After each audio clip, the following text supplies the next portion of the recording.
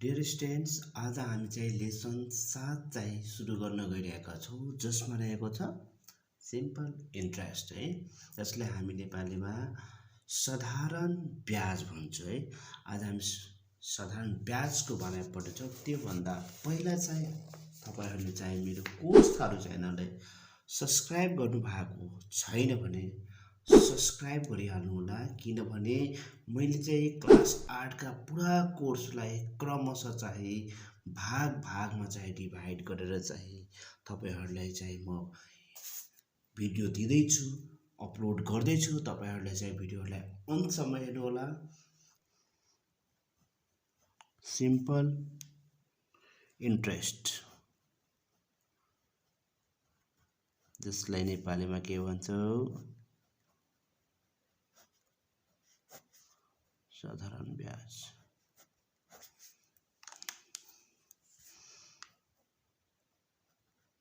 Class 8। यदि तपाईले चाहिँ मेरो कोर्सहरु च्यानल सब्स्क्राइब गर्नु भएको छैन भने लिंक सब्स्क्राइब गर्नु होला। त्यसैगरी मलाई चाहिँ टेलिग्राममा चाहिँ फलो गर्नु होला। त्यसरी यहाँ चाहिँ इन्स्टाग्राममा पनि मलाई फलो गर्नु होला है। अब यसमा बुझ्नु पर्ने कुरा के रहेछ भने सिम्पल इन्ट्रेस्टमा के आउँछ त?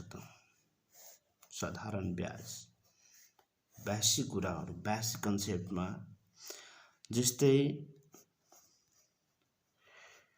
प्रिन्सिपल, जसले नेपालीमा सावा भनिन्छ, बुझ्नुभयो? त्यस्तै गरी आइएनटीआरएस इन्ट्रेस्ट, जसले नेपालीमा ब्याज भनिन्छ। त्यस्तै टाइम, जसलाई के भन्छौँ हामीले? समय भन्छौँ। त्यस्तै गरी रेट अफ इन्ट्रेस्ट, जसले नेपालीमा के भनिन्छ? ब्याज दर है। अब यहाँ बुझौँ, जसरी प्रिन्सिपललाई सावा, यसलाई केले त पीले संकेत गरिन्छ। त्यसै इन्ट्रेस्टलाई ब्याज, यसलाई केले त आईले संकेत गरिन्छ है। त्यसै टी, टाइम भनेको समय, यसलाई टीले संकेत गरिन्छ। रेट अफ इन्ट्रेस्ट ब्याज दर, यसलाई केले त आरले संकेत गरिन्छ। ब्याज दर जहिले पनि केमा हुन्छ? पर्सेन्टेजमा हुन्छ। अब अलिकति ध्यान दिनुस्, डेफिनेसन जसरी सावा यानी कि प्रिन्सिपल भनेको के हो?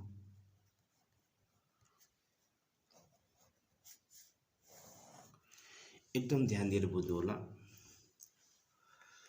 जसरी मानिलिऊ ए नामको एउटा साहु रहेछ है। यदि त्यो साहुसँग हामीले एकमुष्ट रकम केही कारोबार गर्न बापत लियो भने त्यो लिएको रकमलाई के भनिन्छ? सावा, सावा रकम भनिन्छ। त्यही साउबाट लिएको सावा रकममा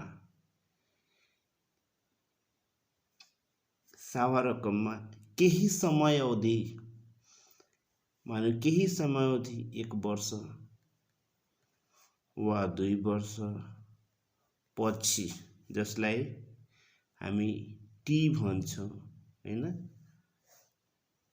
पछि केही रकम थपेर हामी दिन्छौँ। त्यो थपेको रकमलाई के भनिन्छ? ब्याज, यानी कि इन्ट्रेस्ट भनिन्छ। र जुन दरमा हामी चाहिँ पैसा दिने गरेका हुन्छौँ त्यसलाई के भनिन्छ भने ब्याज दर, रेट अफ इन्ट्रेस्ट भनिन्छ। AMOUNT अमाउन्ट यानी कि मिश्र धन, जसले हामी A इक्वल टु के लेख्छौँ P प्लस I है। अब यहाँ सिम्पल इन्ट्रेस्टलाई SI ले जनाइन्छ, जसको formula P into T into R/100%। R जहिले पनि के हुन्छ भने यो रेट अफ इन्ट्रेस्ट हुन्छ है, फर्मुला नम्बर 1। यही फर्मुलाबाट हामी अर्को फर्मुला बनाउन सक्छौँ। यदि P निकाल्नु छ भने SI into simple interest into 100 T into R। यदि R निकाल्नु छ भने S इन्टु 100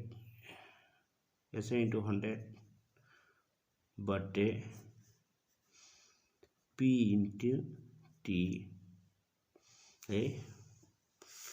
त्यसै गरी यदि टाइम निकाल्नु छ भने टाइम निकाल्नु छ भने SI इन्टु 100 अर्थात् सिम्पल इन्ट्रेस्ट इन्टु 100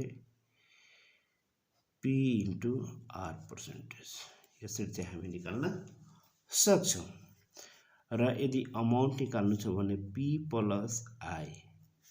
अब यसबाट अर्को फर्मुला के बनाउन सक्छौँ, जसरी P प्लस I को बराबर के सिम्पल इन्ट्रेस्ट अर्थात् P into T into R/100। अब यसबाट कमन लियो भने P कमन लियो भने 1 प्लस के भइहाल्छ T इन्टु R/100। यो भयो यसको formula. Therefore amount equal to अर्को फर्मुला के भइहाल्छ P into 1 plus T into R/100। यो चाहिँ फर्मुला हुन्छ। यो त तपाईहरुले चाहिँ यो त सिम्पल इन्ट्रेस्टको बेसिक कन्सेप्ट भयो। र अगाडि यसपछिको भिडियो हामी चाहिँ त्यसको इक्जाम्पल सहित बुझ्नेछौँ। र तपाईहरुले चाहिँ यो भिडियो कस्तो लाग्यो, कति बुझ्नुभयो, हजुरहरूले कमेन्ट अवश्य गर्नुहोला, लाइक गर्नुहोला र साथीहरुमा चाहिँ शेयर गर्नुहोला। Thanks for watching.